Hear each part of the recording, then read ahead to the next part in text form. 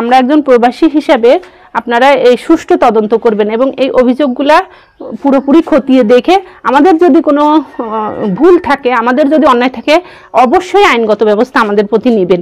কিন্তু পৈতৃক সম্পত্তি না স্যার, আমাদের প্রবাসীর টাকায় আমরা পাঠাইছি, সেই টাকা দিয়ে 2001-এ, 2005-এ, 2007-এ কেনা সম্পত্তি। এটা আমার শ্বশুর শাশুড়ির আজকারা, আমার দেবরগুলা আর দেবরের বউগুলা আমাদের উপরে এইসব অত্যাচার করতে অবরুদ্ধ করে রেখেছে, হ্যাঁ, এবং হামলা করেছে। মাননীয় প্রধানমন্ত্রী আমাদেরকে বাঁচান। ভাই বড় ধন, রক্তের বাঁধন যদিও পৃথক হয় সময়ের কারণ। প্রিয় দর্শক শ্রোতা, এখানে এই ভাইটি সারা জীবন এই ভাবিসহ প্রবাসী ছিল, অথচ দিন শেষে তাদের বিরুদ্ধে যে একটা অভিযোগ নিয়ে আসছে, বিস্তারিত থাকছে ভিডিওতে। তো প্রিয় দর্শক শ্রোতা, ভিডিওটি অবশ্যই শেয়ার করে দিবেন যাতে করে এই প্রবাসী পরিবারটি সম্পূর্ণ সুন্দরভাবে সুস্থ বিচার এবং সমাধান পায়। আসসালামু আলাইকুম প্রিয় দেশবাসী, আপনাদের উদ্দেশ্যে আমার এই কথাগুলো। আমি একজন প্রবাসী, আমার স্বামীও একজন প্রবাসী, আমরা পুরো পরিবারই একজন প্রবাসে ছিলাম। আমরা দীর্ঘদিন দেশের জন্য, ফ্যামিলির জন্য কাজ করেছি এবং যাতে এই ফ্যামিলি সুন্দরভাবে চলতে পারে, দেশ সুন্দরভাবে চলতে পারে, আমরা বিদেশে থেকে এটা সাপোর্ট করার চেষ্টা করছি।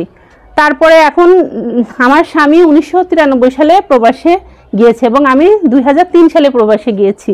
এই দীর্ঘ 26 বছর পরে 2018 সালে আমার স্বামী ছুটিতে বাড়িতে আসছে এবং আমি আসছি 16 সালে ছুটিতে আসার পরে এখন আমরা বিশ্বাস করে আমাদের পরিবারের, আমি বড় বউ এবং আমার স্বামী বড় ছেলে, তারা 7 ভাই বোনের সে বড়, আমার ছোট 3 দেবর এবং 3 ননদ, আর আমার শ্বশুর শাশুড়ি এখনো জীবিত।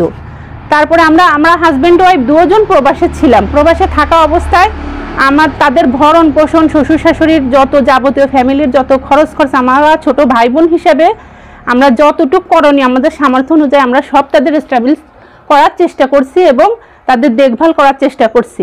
বিভিন্নভাবে যে টাকা পয়সাগুলো আমরা পাঠাইছি তার ডকুমেন্টস আমাদের হাতে আছে। আমার শ্বশুরের অ্যাকাউন্টে যত ড্রাফটগুলো পাঠাইছি, মানি অর্ডার করে টাকাগুলো পাঠাইছি, তার লক্ষ লক্ষ লক্ষ টাকার 20 লাখ, 30 লাখ, 35 লাখ টাকার আমাদের কাছে চেক ব্যালেন্স আছে।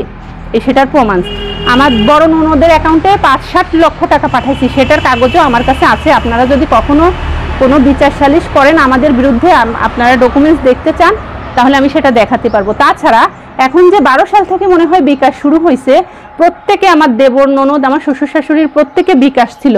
আমরা যখন যেটা সামর্থ্য অনুযায়ী পেরেছি বিকাশে আমরা তাদের টাকা পয়সা লেনদেন করেছি বিভিন্ন কাজে। শুধু আমাদের বলতো এই দরকার ও দরকার, তাদের চাহিদা মতো আমরা সেটা দেওয়ার চেষ্টা করছি। তারপরে আমরা আসছি, এই আমার শ্বশুরকে বলেছি, আব্বা আপনি ঠিক আছে, আমরা তো সব চাহিদা আপনাদের পূরণ করি। তারপরে আমার 3টা ছেলে মেয়ে, আমার 2 ছেলে 1 মেয়ে। বড় ছেলের বয়স 20 বছর, মেয়ের বয়স 19 বছর, ছোট ছেলের বয়স 10 বছর। তারপরে যাক, প্রবাসে থেকে কষ্ট করি। আমার শ্বশুরকে বলেছি, আব্বা আপনাদের সমস্ত চাহিদা তো আমি পূরণ করি, কিছু জমি আপনার ছেলের নামে আপনি 2-1টা ধানের প্লট, ধামি জমি 2-1টা জমি আপনি আছেন, আপনার মাধ্যমে আপনি নেন। আমার শ্বশুর আমাকে অনেকবার ওয়াদা করছে, মা তুমি আর শাহিন মিলে আমাকে টাকা পাঠাও, আমি তোমাদের নামে জমিগুলো রেজিস্ট্রি নেব। আমরা বিশ্বাস করে আমার শ্বশুরের কাছে টাকাগুলো বিভিন্ন সময় পাঠিয়েছি এবং আমার শ্বশুর সে জমিগুলোও নিয়ে আসছে। তার দলিল আমি তল্লাশি দিয়ে কোর্ট থেকে আমি আমার শ্বশুরের 10টা দলিল উঠাইছি, কিন্তু সেগুলো আমাদের কাছে ওয়াদা করেও আমার শ্বশুর আমাদের নামে জমিগুলো নেয়নি, সে তার নামে নিয়েছে। 5 সালে, 7 সালে, 6 সালে, 4 সালে, এই আমি বিদেশ যাওয়ার পরেও তার ছেলেও পাঠাইছে। আপনারা পুরো জায়গার টাকা দিয়েছে যে আমার শ্বশুর ব্যাংকের মাধ্যমে ওই ডকুমেন্টগুলো আছে আপনাদের আছে, কিন্তু ওই জায়গাটা আপনাদের নামে না নিয়ে উনি ওনার নামে নিয়েছে। তারপরও দেন দরবার করে আমার শ্বশুর বলছে, মা ঠিক আছে সমস্যা নাই, এখন আমি নিই আমার নামে, তোরা একেবারে বিদেশ থেকে দেশে ফিরে আসলে আমি তোমাদের নামে একসাথে রেজিস্ট্রি করে দেবো। বিশ্বাস করে আমি সমস্যা নেই, আচ্ছা আব্বা আপনি নেন, আপনার নামে রাখেন, এখন আমরা আসি, তারপরে একসাথে সব নকল টকল উঠাই, দলিল টলিল উঠাই, কীভাবে ট্রান্সফার করবেন করে দিন। আচ্ছা, দেওয়ার পরে আমার শ্বশুর এইখানে স্থানীয়ভাবে বিচার সালিশ করে সে অঙ্গীকারনামাও করেছে। সে আমাদের কাছ থেকে 10টা প্লট হয়তো ধানি জমি কিনছে, এই বাড়ির জমি কিনছে, কিন্তু আমাদের এখন একটা বিচার সালিশ করে একটা প্লট দিতে রাজি হয়েছে। সে অঙ্গীকার করছে, তার অঙ্গীকারে তার সাইন আছে, তার ছেলেদের সাইন আছে, সবার সাইন আছে, কিন্তু সেটাও আমরা এখন আমাদের ভোগ দখল করতে দেয় না। সেখানে আমরা একটা বেরি করছি, সেই বেরির কাছে গেলে এরা চুরি করে করে আমাদের মাছগুলা বিক্রি করে দেয়, একটু শাক সবজি লাগালে সেগুলো আমাদের খেতে দেয় না। যাক, তাহলে আমরা বিদেশ থেকে যে আমরা চলবো কিভাবে? আমরা যে এখন প্রবাস থেকে যে আমরা এখন বেকার, আমরা চলবো, আমাদের একটা ধান দেয় না, একটা মাছ দেয় না। আমার শ্বশুরের আদি বাড়ি হচ্ছে হামিদ আলী নিজি বাড়ি, সেখানে পৈতৃক আমার দাদা শ্বশুরের বাড়ি আছে, তারপরে আমাদের পুকুর আছে 3টা, ধানি জমির কোনো কিছুর আমাদের অভাব নাই। আল্লাহ দিলে আমার দাদা শ্বশুরের আমল থেকে আমরা সয় সম্পত্তি আছে, তারপরে আমার শ্বশুরও কিনছে, তারপরে আমরা প্রবাস থেকে আমরা আরও কিনছি। আমার শ্বশুরের কমপক্ষে ধানি জমি আছে 600 একর। আচ্ছা যাও, এখন বর্তমানে আপনাদের সাথে তাদের সমস্যা কি? এখন দ্বন্দ্ব, আমি একটা সম্পদ নিয়ে বিরোধ। এখন আমি এই স্থাপনা বিল্ডিংটা তৈরি করছি, এটা 16 সাল থেকে শুরু করছি, আরও কয়েক বছর আগে থেকে ছুটিতে এসে আমি 6 মাসের ছুটিতে আসতাম, এসে এই স্থাপনাগুলো আমরা ছুটিতে থাকা অবস্থায় আমরা তৈরি করছি। আমার শ্বশুরকে বলেছি যে আব্বা কিভাবে করব, তোমরা যেভাবে ভালো মনে করো তোমরা থাকবা, তোমাদের ছেলে মেয়ে আছে। আমার 2 ছেলের জন্য আমি 2 ইউনিটে এই বিল্ডিংটা করছি।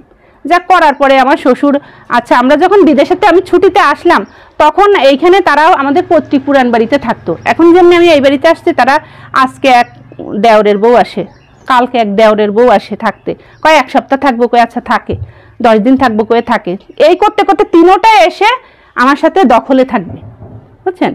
অথচ তাদের বাড়ি ঘর দূর পৈতৃক বাড়ি, এটা আমাদের খরিদ করা কেনা সম্পত্তি, এটা আপনাদের নিজের আমাদের টাকা দিয়ে ক্রয় করা। এখনো দাম নাই? না স্যার, এটা তো 2001 সালে আমাদের কেনা সম্পত্তির উপরে আমরা মাটি ভরাট করছি স্থানীয়ভাবে। আমাদের বাড়ির চাস্তো বাইকে দিয়ে কন্টাকে ট্রাক ভরে ভরে তাকে 15 লক্ষ টাকার মাধ্যমে আমরা, এটা তো নাল সম্পত্তি ছিল স্যার, এটা আমরা ট্রাক ভরে ভরে মাটি ফালায় উপযোগী করছি বাড়ি করার পরে আমরা বসত বিল্ডিং করছি। আমার শ্বশুর তো আমাদের বলেই যাচ্ছে তোমাদেরটা তোমাদের বুঝাই দেবো, বিশ্বাস করে করে করে করে আমরা থাকতেছি। আচ্ছা বোক কোথায় যাব, আমরা বোক দখল করতেছি। তারা সিস্টেম মতো আপনার বিল্ডিংটাও দখল করতে চায়। হ্যাঁ করতে চায়। আচ্ছা, যে আমরা তো শুনছি নাকি আপনাদের উপরে কি হামলা হয়েছে নাকি এগুলো? হ্যাঁ, তারপরে যখন ওরা থাকার কথা বলে আসছে যে একজন 1 সপ্তাহ থাকবে, একজন 10 দিন থাকবে, তা আমি বলছি আচ্ছা দেওরের বউরা থাকলে থাকতেই পারে, তারা বেড়াইতে আসবে, অথচ তাদের বাড়ি ঘর দোর সব আছে হামিদ আলী মিজি বাড়ি পৈতৃক বাড়িতে।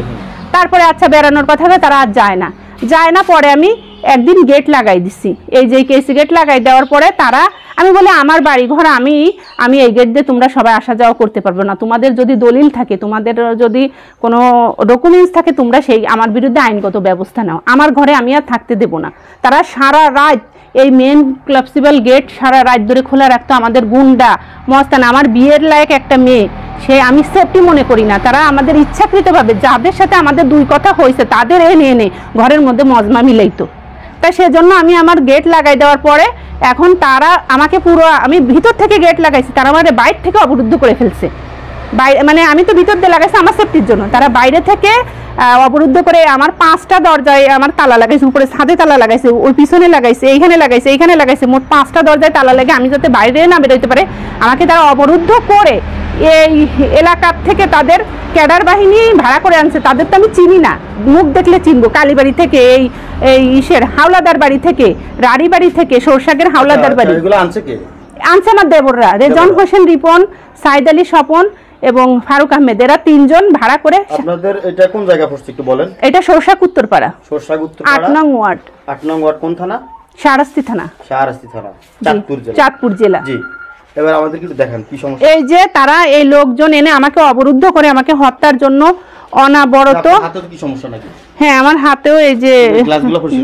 জি, এই যে এগুলা ভাঙছে তারা, থাই গ্লাস, অ্যালুমিনিয়াম। আমার বাচ্চারা যখন ভিডিও করছে সেই সব ভিডিও আছে, তখন 2টো অ্যান্ড্রয়েড মোবাইল ফোন ইট মেরে মেরে আমার মোবাইল ফোনগুলা করছে। আমি তার বিরুদ্ধে মামলা করেছি, 1 লক্ষ টাকার ক্ষতি সাধন হয়েছে এবং এই মামলার রায় কিছুদিনের মধ্যে কার্যকর হবে। একটা মামলার রায় অলরেডি কার্যকর হয়েছে, তারা 2 বছরের সাজাতে আছে, জেলে আছে। এই যে এই গ্লাসগুলা ভাঙছে, আমার ঘরের অনেক জিনিসপত্রগুলা ভাঙছে। এই যে আমার এই ক্লাবসিবল গেট হেডিরে পিটাই আমার ঘরের মধ্যে অনাবরত ইটের কঙ্কর নিক্ষেপ করে আমার ঘরের ভিতরে শোকেস মোকেস যা ছিল আমার পুরো শরীরে, আমার এই ছোট বাচ্চাকে আমার রড দিয়ে পর্যন্ত হাতে পিটাইছে। সেই সব মেডিকেল ডকুমেন্টস আমার কাছে আছে। এখন আপনি কি চান বলেন? এখন আমি এই দেশবাসীর কাছে, তারপরে এগুলা করে তারা ওসির কাছে আমাদের মিথ্যা অভিযোগ দেয়। ইউনো উপজেলা নির্বাহী ম্যাজিস্ট্রেটের কাছে আমার স্বামীকে কয়েকবার ধরে নিয়ে তারা কিছু লোক তাদের সাথে আছে, তাদের মাধ্যমে সাক্ষী দিয়ে তারা এইগুলা করে। কিন্তু আমি একজন প্রবাসী হিসেবে আমি এর সুষ্ঠু বিচার চাই। আর আমার বাড়ি হচ্ছে খুলনা স্যার, আমি একটা আলাদা বিভাগের মেয়ে, আলাদা ডিস্ট্রিক্ট, আলাদা বিভাগে, অনেক দূরত্ব। সেই খুলনায় এখানে স্থানীয়ভাবে আমার কেউ নাই, আপনজন বলতে তারা আসতেও তো সময় লাগে স্যার, এত দূর থেকে। আমাকে একা পেয়ে আমার ছেলে মেয়ে সহ আমাকে এরকম কিছুদিন পর পরই তারা এরকম মারধর করে, এরকম হত্যা করে। হত্যার ষড়যন্ত্র পুরোপুরি স্যার, হত্যার ষড়যন্ত্র করে। তারপরে স্যার আমি এই প্রতিকারের জন্য এই আর এর সাথে সাপোর্ট করে আমার শ্বশুর শাশুড়ি। তারা ওই ছেলেরা এক এক অপরাধ করে, এই ছেলেদের বাঁচানোর জন্য তারা যা শিখায় দেয় সেটা আমাদের বিরুদ্ধে যে ওসির সামনে বলে, উপজেলা নির্বাহী ম্যাজিস্ট্রেটের সামনে বলে, কোর্টে যেয়ে বলে, মিথ্যা জবানবন্দি দেয়, মিথ্যা সাক্ষী দেয়। আমার শ্বশুর শাশুড়ির আশকারায় আমার দেবরগুলা আর দেবরের বউগুলা আমাদের উপরে এইসব অত্যাচার করতে তারা পারে। তারা যদি শাসন করতো তাহলে তারা আর পারতো না। তারপরে স্যার এই এখন আমি হচ্ছে একটা দেওয়ানি মামলা করছি, এই 145 জারি করছি। আমার ডকুমেন্টস, আমার কাগজপত্র, আমার বাড়ির বিল্ডিং হোল্ডিং নাম্বার এসব কিছু দিয়ে এই 145 জারি করছি। কেন? সাথে সাথে আমার স্বামীকে আবার ওসিরে দিয়ে তুলে নিয়ে গেছে। তুলে নিয়ে যে তোকে মামলা দেব, তোর বউকে দরজা খুলে দিতে বল, এইটা এই ঘরে তারা থাকবে, এই করবে, বিভিন্ন রকম হুমকি দামকি, বিভিন্ন রকম মানসিক চাপে রাখছে। আমার স্বামী বলছে যে স্যার এটা আমার আইনগত অধিকার, কোর্টের অর্ডার আছে, 145 জারি আছে, আমি দরজা খুলতে পারবো না। আমার মা বাবা থাকলে আমার সাথে, আমার মা বাবাকে নিয়ে আমি থাকবো, কিন্তু আমার 3 ভাইয়ের বউয়ের কোনো দায়িত্ব আমি আপাতত নিতে পারবো না। পরে সেটা সেটা তো নেওয়া সম্ভব না, কারণ তারা বিয়ে করছে, আর এটা আপনাদের কিনা সম্পদ, তো বাবা শ্বশুরের সম্পদ, শ্বশুরের পৈতৃক সম্পত্তি না স্যার। আমাদের প্রবাসীর টাকায় আমরা পাঠাইছি, সেই টাকা দিয়ে 2001-এ, 2005-এ, 2007-এ কেনা সম্পত্তি। এটা আমাকে বলছে আমার নামে রেজিস্ট্রি করতেছে, তাই বলে আমি বিশ্বাস করে টাকা পাঠাইছি, যে আমার শ্বশুর এইগুলা করছে। এখন আপনি কি চান দেশবাসীর কাছে এবং প্রধানমন্ত্রীর কাছে? প্রধানমন্ত্রীর কাছে আমার আবেদন, উনি হচ্ছে এইগুলার সুষ্ঠু তদন্ত করুক, আমাদের দিকে একটু সুদৃষ্টি দিক। আমরা আসলে অনেক কঠিন বিপদে আছি, আমাদের জীবনের নিশ্চয়তা নাই। আমরা যখন প্রবাস থেকে ফিরে আসছি স্যার, আমরা যে কিছু করে খাবো, আমাদের কাছে সেই টাকা পয়সাও নেই। আমাদের শ্বশুরের এক মুঠ ধান দিতে দেয় না, কোনো জমির কাছে আমাদের যাইতে দেয় না স্যার।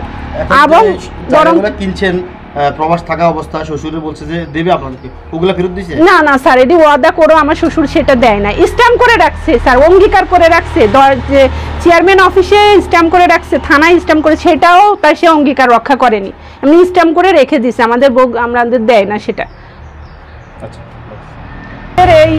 এই মামলাগুলো যে আমার শ্বশুর শাশুড়ি করে, সত্যিকারের এটা ইউনোর কাছে আমার বিচার, অন্তত এই থানার উনি একজন কর্মকর্তা, সারাস্তি থানার ওসি, তাদের কাছে আমার প্রার্থনা, আপনাদের কাছে যখন অভিযোগগুলো যায়, আপনারা দুই পক্ষের কথা শুনে সত্যিকারের বিচারগুলা করেন, তাহলে সমাজে সুশাসন প্রতিষ্ঠিত হবে। সারাস্তি থানার ওসি এবং উপজেলা নির্বাহী ম্যাজিস্ট্রেট, ওনাদের কাছে যারা মিথ্যা এই অভিযোগগুলো দিয়েছে, আমার হচ্ছে দাবি, আমরা একজন প্রবাসী হিসাবে আপনারা এই সুষ্ঠু তদন্ত করবেন এবং এই অভিযোগগুলা পুরোপুরি খতিয়ে দেখে, আমাদের যদি কোনো ভুল থাকে, আমাদের যদি অন্যায় থাকে, অবশ্যই আইনগত ব্যবস্থা আমাদের প্রতি নেবেন। কিন্তু আপনারা পুরো ঘটনাটা তথ্য প্রমাণ ভিত্তিতে আপনারা একটু, অভিযোগ দিলেই মানুষ কিন্তু সত্য কথাও বলে স্যার, অসত্য কথাও বলে পৃথিবীতে, কিন্তু যে বাপ মা হইলেই যে তারা অন্য সন্তানদের বাঁচানোর জন্য স্যার আমাদের উপরে মিথ্যা অভিযোগ একটার পর একটা 12টা মামলা দিচ্ছে কোর্ট থেকে স্যার। এই যে এখন আমার স্বামীকে মিথ্যা তথ্য দিয়ে স্যার, এরা আমার স্বামী এখন বাড়ি থাকতে পারে না, পুলিশ এসে বসে থাকে তাদের ধরার জন্য। তো আমরা, আপনার স্বামীর বিরুদ্ধে কি ওয়ারেন্ট আছে? ওয়ারেন্ট ছিল, আমরা জামিন করিয়ে আনছি। তাহলে এখন তার পুলিশ আসবে না এখন আর? তারপরও আরো কোনো নতুন মিথ্যা অভিযোগ দিয়েছে কিনা স্যার আমরা তো জানি না, পুলিশ তো আসতেই থাকে সব সময়। তাহলে কেন আমাদের এত হয়রানি? আমরা প্রবাসী হিসেবে কি আমরা কি অন্যায় করে ফেলছি? ফ্যামিলিকে এত বছর দেখাশোনা করার পরে, আমার স্বামী 1993 সালে বিদেশ গেছে স্যার, 18 সালে আসছে। আপনার কয় সন্তান? আমার 3 ছেলে মেয়ে, 2 ছেলে 1 মেয়ে স্যার। 2 ছেলে 1 মেয়ে? জি। এখন এই ছেলে মেয়ে নিয়ে স্যার আমি কোথায় যাব? আমরা জীবনে যা কামাই রুজি করছি সব শেষ করছি এই ফ্যামিলির পিছনে, এই বাড়িঘর নির্মাণ পিছনে, এই জায়গা জমি শেষ করার। আমার স্বামীর এখন 53 বছর বয়স, এই 53 বছর বয়সে সে স্যার এখন কি করে খাবে? সে অসুস্থ। ধন্যবাদ আপনাকে।